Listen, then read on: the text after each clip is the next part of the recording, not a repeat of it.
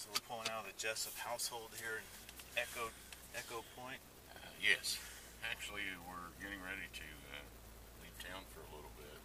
Take a couple days off and kind of relax and just kind of look at each other and go, "We did it." We'll talk about that. I'm with Dean Jessup, the new mayor of Lawrence, coming into next year. You know, it had to be daunting to go up against an incumbent who's Republican, who has a long history in Lawrence. I mean, did you think you could beat him a year ago? I mean, is this something you thought was going to happen, or how'd you do that?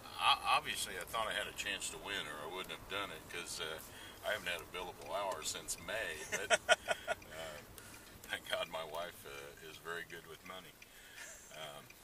But yes, I thought I had a chance, but it's always particularly in Lawrence, it's always a real daunting proposition for a Democrat, especially one that is as deeply entrenched as Mayor Ricketts is. I mean, he's been in political life all his life practically, and had some major control of the Republican Party, and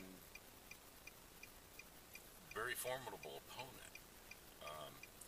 I did see some weaknesses that I thought could be a sign of things to come, and of course, after the primary and his very narrow escape from the primary,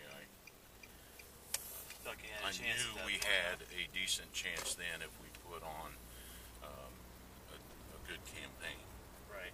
And describe a good campaign in your opinion. I mean, I didn't see any ads out there talking about the water company deal or bringing up anything that's happened. I mean, it was you stayed above the table for the most part, right?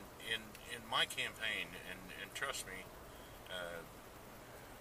both parties, there are political pundits in the background who always want to do the cute negative. That's not the kind of guy I am. I told them from the beginning that, and what I told all my people that helped me do door to door was, don't go bashing the mayor or anyone else, because nobody cares what you or I think of the current administration. They really want to know what we're going to do. Mm-hmm. And that's the decision. That's the thing I want them to make their decision on. This is not a beauty contest.